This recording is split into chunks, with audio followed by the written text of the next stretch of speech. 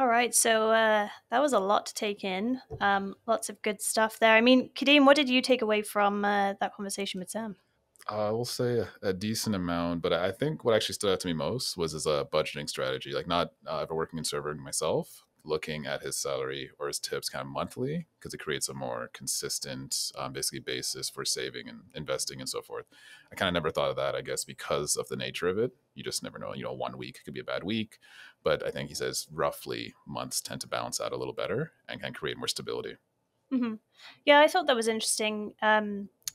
The other thing that really stood out to me, I think, was his focus on the experience, which I like because Right. when I tip at a restaurant, it's because, or I want it to be because the service was excellent, and I want to say thank you. Here's an extra. Um, I think that ties into this wider conversation of why people are kind of a bit mad about tipping at the moment, which is Right. when you get that automatic prompt um, when you're buying a bottle of water at the corner shop. Where was that excellent service? How did that change my life for the better? I picked it up from the fridge. I took it to the cashier. I paid $2, and do I need to add another 18% on top of that? Right. I don't think so, Yeah. but I don't know. Tipping seems to have kind of moved in that direction in certain ways. But speaking to Sam, who is actually a server and is very focused on providing that excellent service, that's what I believe it's about. I don't know about you, Kadeem, but I feel quite strongly about that. No, absolutely. I think honestly, this episode kind of motivated me to take that in more, like looking at why am I tipping as opposed to just giving in, to the prompts. Because it's Sam's breakdown of it. I thought was a good one in terms of looking at did they offer an experience, like did they kind of like add to the ambiance of the place in a sense, Hmm. as opposed to just scanning it, maybe barely looking up from the cashier when they did it, not even saying hi, things like that. Is like that is not part of a service because even when he does he gets takeout, like he won't, even then he won't give 18%, 20% of prompts, but he will give a few dollars because even then it's not really part of the experience. Is worth all the prompts that it gives. Hmm. So I guess it honestly kind of like coming from a server kind of gives me more confidence to like reject those prompts when I don't see them as adding value and I don't see them as being worthy. Yeah, I mean, an interesting thing happened to me once. This was sort of not during COVID, but in that post-COVID period. I went to a brewery here Hmm. in Toronto, and they couldn't sit my party inside, but they said, we'll give you, serve you a pint at the bar, and then you can take that outside. We've got picnic tables. Bearing in mind that it was winter, so we're all wrapped up in our winter coats, Oh, jeez. etc. And several members of my party at that point didn't tip because they felt that they were just it was just a quick drink, quick stop. We sat outside, um, and yeah, I don't know their thoughts behind why they did or didn't tip. Uh, I did tip. I think we hit the sort of 15% on the first prompt, Right. and after that, unfortunately, we were approached by a server in the bar who essentially said, "You didn't tip. You didn't tip. Hmm. You didn't tip, and your tip was, you know, measly."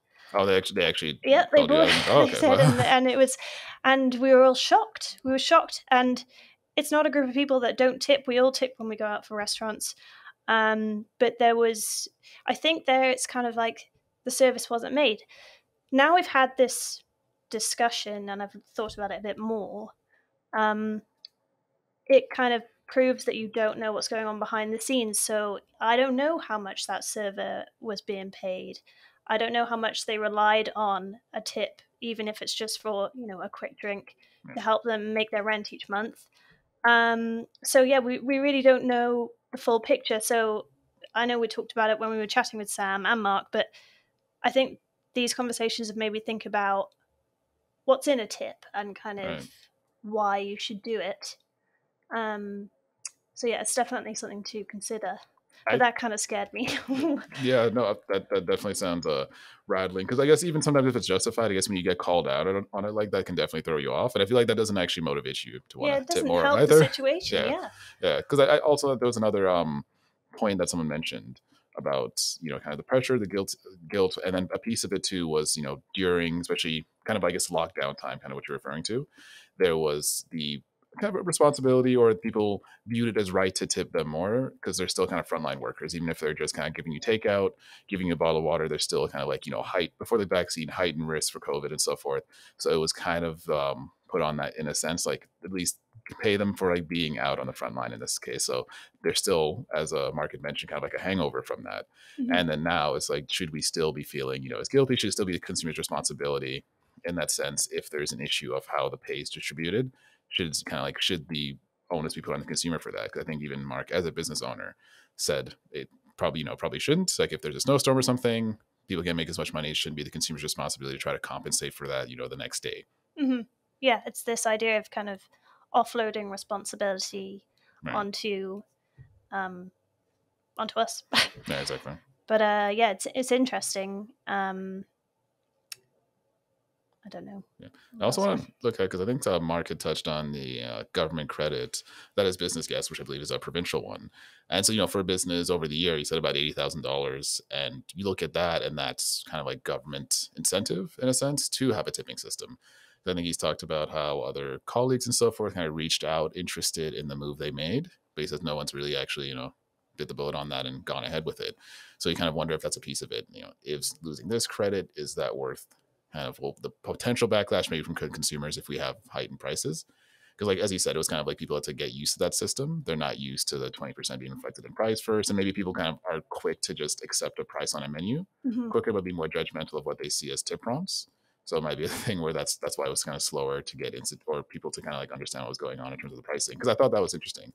Yeah. Especially at COVID with inflation, people not really paying attention to the breakdown of the price as much, just accepting that at face value and being more basically ready to inspect when it came to what's on a tip prompt. Yeah, and kind of building from that makes you kind of wonder about the question of whether you should build a good tip into your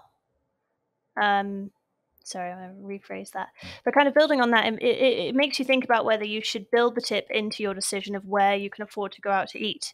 So, if you're looking at a menu where, the main courses are $25, but you need to add an 18 or 20% tip plus tax on top of that, my math is not fast enough right now, but you're paying more than $25. Right. So, yeah, maybe people need to start thinking about kind of having a base idea about what they will end up paying before you go out. I mean, it's not something I've done before, but maybe I'll think about it. No, same here. And then also looking at that point, I think Sam had touched on, when you kind of use the system better overall for possibly having service included. Although, but him as a server, especially because he wants to give good service, and he's hoping that with the good service can come the chance of getting more than what the service included model is for tipping. And I think that also touches on something I mentioned before when it comes to there are some people who would be motivated to still give great service. Others, perhaps there's an issue where they might not be as motivated to give good service if that's already included. So I guess, that might be something maybe consumers worry about. And even when it came to tip pooling, which you mentioned as well, where it's kind of paid out around the house. And I think there's been times where I feel like maybe that's happened, where kind of sitting in a restaurant or bar and you cannot find your server, and then you kind of like have her coworkers kind of filling in because she's gone, or he's gone. So that might be an instance of where it was pooled, and like that's kind of one of the effects of it. I know Sam said he quite liked tip pooling. If you were a server, do you think you would like it? That's a tough one, because I believe Sam likes it. I think there's a more teamwork. Basically, it's not as adversarial, maybe like as competitive, because the whole business, everyone's kind of pitching in together to kind of give good service for the whole place, as opposed to you trying to do the best for your tables to get more money.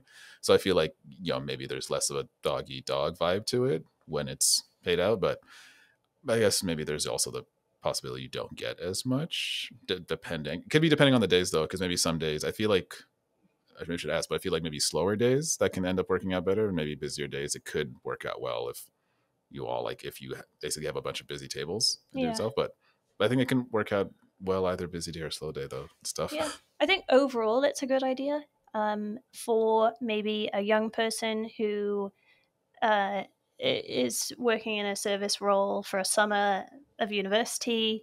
Maybe they want the tips just as extra cash for the weekend, etc., and they're not sort of thinking big picture.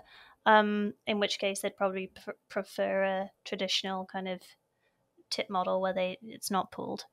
But But yeah, that's I don't know. Mark touched on that too. I think he was saying it's kind of looking at like who's getting the money. Is it someone, yeah, summer job, getting a little extra cash versus someone who could be in their 30s or 40s, like kids, mortgage, and kind of needs that more steady income. Mm-hmm. And so, they definitely have different kind of maybe levels of motivation and different levels of like need in terms of the money. So, and if they're all getting paid the same base salary, then there's that issue of, you know, in terms of tip out, it might be more important depending on what your financial situation is going into the job. Yeah. So do you think you could live the server life?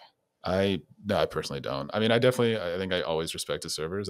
In a sense, like doing tech support for a bit, you get like the customer service side and understand how much that can be tough dealing with people at times. So I definitely get that piece. But I think at least doing tech support, I had like a steady paycheck, which was definitely one bit of stress off. And that's the thing. I get that. I got that paycheck whether days were busy or not.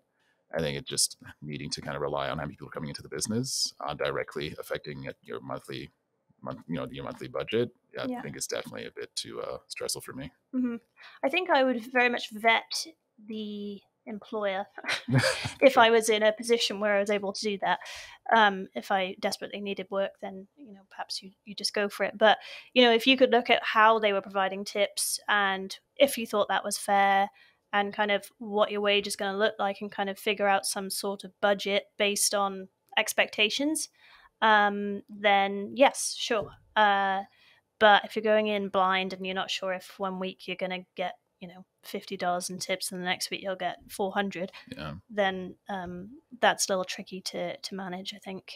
But if I take that back to my story about the at the brewery and the 15% tip, Right. I do feel like that server was stressed, Mhm. and but there was obviously other issues at play there, and that kind of ties in what we were talking about, that perhaps they don't get paid enough, Mhm. or there are certain things where they're super fed up, they're in debt, they can't afford their gas to get to work, they can't afford their rent, then they don't get tips, Right. and their wages super low. Like, Right. I would be pretty mad about that too. Yeah. So And yeah, and then again, that's a question of like, but should that be on the consumer or should the business just exactly. be So paying them more?